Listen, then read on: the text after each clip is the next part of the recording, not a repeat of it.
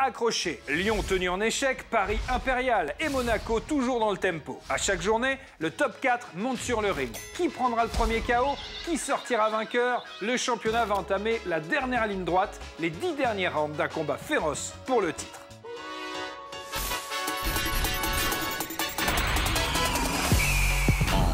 I know you're a superstar, a supernova shining, you can see from super far. L'OM est une saga passionnante et en l'espace d'un week-end, tout le casting a changé. Nouveau président, nouvel entraîneur, la saison 2 a débuté avant même la fin de la première. Heureusement, les fans sont toujours là. Alors en attendant l'arrivée de Sampaoli, Abdoulaye Sarr est allé prendre la température à Marseille un soir d'Olympico. C'est l'inside de YouFoot. JH dégage, Jacques-André Hérault dégage. Merci beaucoup, allez l'OM. Salut à tous, c'est Abdou pour l'inside de YouFoot. Je viens d'arriver à Marseille. Ce soir a lieu l'Olympico, mais surtout les grands titres. Jacques-Henri Hérault a été remplacé par Pablo Longoria à la présidence du club. Sampaoli confirmé, Franck Macour qui a vraiment écouté les supporters olympiens. On a fait comprendre à Jacques-Henri Hérault qu'on ne le voulait plus. Il ne respectait pas ses clubs, il ne respectait pas les valeurs. On a fait un peu n'importe quoi, j'avoue, mais c'est comme ça. Ah ben, j'ai envie de te dire, à un moment donné, on a ce qu'on mérite. Parce qu'on sentait que le président n'était pas forcément impliqué dans le projet. On a l'impression que l'OM n'est pas respecté à sa juste valeur. Voilà. Le centre d'entraînement Robert Louis Dreyfus, la commanderie ici à Marseille. Est-ce que tu es content que Pablo Longoria soit maintenant président du club? Oui, moi j'aime beaucoup ce qu'il faisait dans son ancien poste, donc franchement c'est une très bonne nouvelle. Ah c'est le top. De toute façon, tous les supporters étaient quasiment unanimes pour dire que la meilleure recrue de la saison de l'Olympique de Marseille, c'était Pablo Longoria, au poste de directeur sportif. Et là aujourd'hui, de se dire que le président de l'Olympique de Marseille est quelqu'un qui connaît très bien le football ici, à Marseille, ça rassure, ça soulage. Mon frère, ils sont nuls. Non mais qui est nul? Quels joueurs? Qui sont nuls? Tous les joueurs de l'OM. Il faut tout changer. Voilà, mais il faut tout changer. Faut garder quoi alors? Regardez qui? Personne. Longoria, on le garde Longoria, Pablo Longoria. Ah écoute, il n'y a pas moyen de raisonner, tout changer. Place au quart de l'Olympique Lyonnais. Le quart de l'Olympique de Marseille qui vient d'arriver à l'instant, voilà. OM, OL, quel est votre pronostic? Allez, pronostic buteur, moi je dirais 2-1 pour l'OM. 3-1 pour Lyon. Voilà, regardez, on est assez haut pour le coup. Et là, il y a tous les commentateurs. Regardez, il y a qui derrière? Regardez, il y a qui derrière moi? Monsieur Canuti. Bah monsieur, on vient en tribune de presse. On vient voir des grands matchs.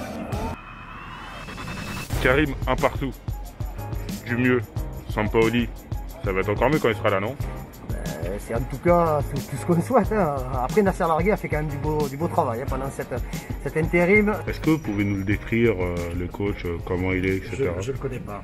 Je le connais de réputation. C'est un entraîneur qui est sud-américain, qui va venir, qui est recruté par le club et je me réjouis de pouvoir faire une passation, je dirais, de dossier avec la personne et puis on va apprendre à se connaître. Mes chers amis, j'espère que vous avez apprécié cet inside dans YouFoot. Je vous dis à la prochaine. On se revoit très vite. Et puis d'ici là, prenez soin de vous. Dans la catégorie club en crise, Bordeaux joue les premiers rôles cette année avec l'OM et le FC Nantes. La saison des Girondins ressemble à une déprime interminable avec un vestiaire fissuré, une direction aux abois et des ultras en colère. Après une 5e défaite en 6 matchs, les Bordelais sont dans une sacrée galère, au point de se poser cette question avant leur rencontre face au PSG mercredi.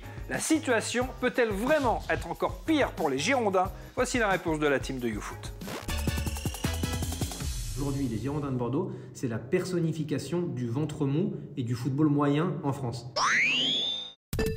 Bordeaux peut faire pire, parce qu'ils sont 11e, ce qui n'est pas non plus le classement le plus catastrophique, bien sûr. Attention, il y en a d'autres qui peuvent passer devant parce qu'ils ont la rage que les Girondins non plus, en fait. Ils ne seront pas relégués, on va pas se mentir, tu vois, même s'ils sont extrêmement médiocres en ce moment. Pour moi, si tu perds ton vestiaire, t'as tout perdu. Quand tu vois la déclaration de Koscielny d'une part, celle de Yacine Adli de l'autre, je veux dire, comment est-ce que tu peux imaginer que le groupe vit bien? Manque de professionnalisme, manque d'ambition, les joueurs concentrés sur leur trajectoire individuelle. Le cas Ben Arfa aussi, c'est un joueur qui était dispo et qui amène la folie que Bordeaux n'a pas. Attention, remettons aussi les choses dans leur contexte. C'est-à-dire que tu ne pouvais pas t'attendre à des Girondins revigorés par l'arrivée d'un Ben Arfa. Pour moi, tout s'est pété à partir de sa blessure au mois de janvier, et depuis qu'il est revenu, c'est là où ça pue en fait. C'est-à-dire que là aujourd'hui tu attends quand même qu'il se passe beaucoup de choses des pieds d'Hatem Ben Arfa, et je pense que pour une bonne équipe de Ligue 1 c'est pas un plan qui est viable si tu veux.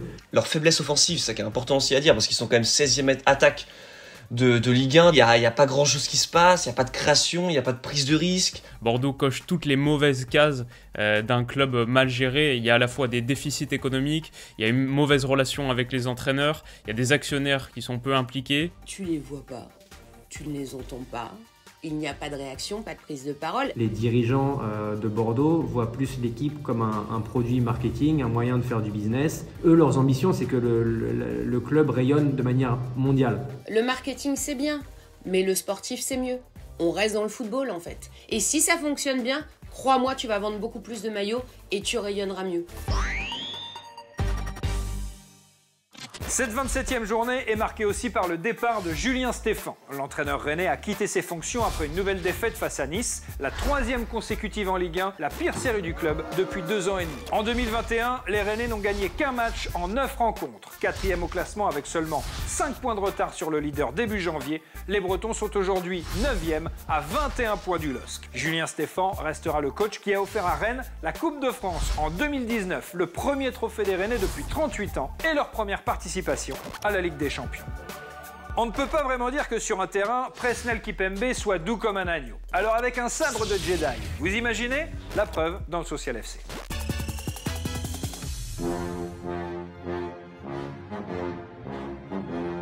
Technologie, ultra et transformisme, c'est parti pour le Social FC.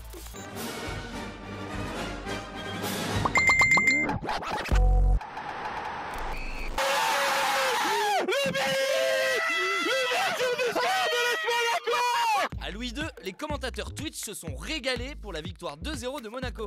Il sort de nulle part! Il sort de nulle part! Bon les gars, c'était juste Brest hein. À Dijon, ce sont les Parisiens qui se sont régalés avec à la clé le premier but de Danilo. Bonsoir à tous. Alors, content? Je suis très heureux pour ma première but.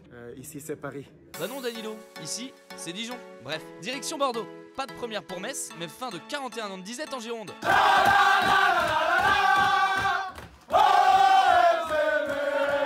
Pour les Girondins en revanche, le surplace continue. La technologie, parfois, ça a du bon.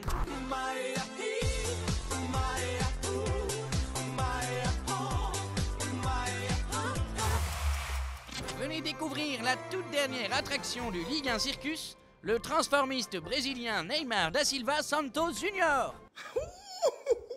Un show plein de paillettes, d'incroyables transformations. Le grand Neymar, bientôt dans les stades de Ligue 1 les plus proches de chez vous. Mais... Après Nantes.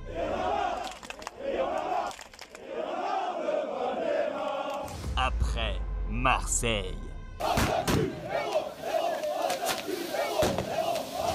Ils reviennent.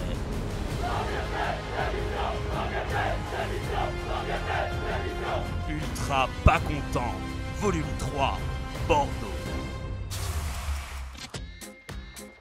Julien. Julien. Julien. Mais t'es où, Julien? Non, Julien. La technologie, parfois, ça a du moins bon. I'm sexy and I know it.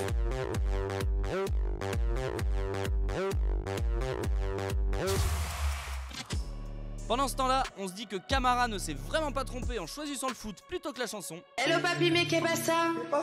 J'entends des bailles trop sur moi. Et c'est comme ça qu'on l'aime, notre Ligue 1. Y a pas moyen, tcha-tcha. Dans les interviews d'après-match, il n'y a pas de mauvaise réponse. Il n'y a que des mauvaises questions. C'est comme si on demandait au Lorientais Vincent Le Goff, après la victoire contre Saint-Etienne, si l'important, c'est les 3 points. Alors Vincent, bien ou quoi? Plutôt bien, hein. On se sent bien, on est tous heureux là, contents, il faut enchaîner quoi. Première mi-temps un peu bizarre. Et en deuxième, c'est vrai que les joueurs qui sont rentrés ont fait la diff et ça nous booste carrément et on sent que là qu'on peut aller chercher la victoire, c'est ce qu'on fait à la fin et c'est top. Ouais, je sais pas, peut-être. Après, il faudra que ça se confirme jusqu'à la fin de saison. Hein. Une petite séance de récupération. Après, chez moi, je viens d'avoir mon deuxième enfant, donc j'ai un peu de boulot aussi. Et voilà, je vais essayer de caler une petite sieste entre 2 biberons et puis voilà, ce sera ça ma journée récup. Mon but de rêve, le but de rêve, c'est le but du maintien. Ah, mais moi je suis très très nul en célébration, c'est incroyable.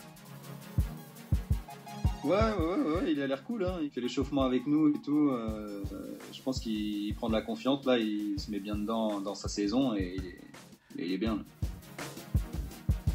On va à Montpellier, là, mercredi. Partout, on prend un point, on continue notre série, on grappille, on sera déjà pas mal. J'espère bien et je bosserai la célébration avant mercredi. Le foot continue sur l'appli Free Ligue 1 Uber Eats avec tous les buts, tous les résumés des matchs et des contenus exclusifs. Activez bien les notifs, vous saurez enfin si Sampaoli et José Anigo sont une seule et même personne. Je ne dis pas que c'est le cas, je dis juste qu'on ne les a jamais vus ensemble, en même temps, dans la même pièce. C'est mieux que YouTube, c'est presque mieux que YouPorn, ça s'appelle YouFoot.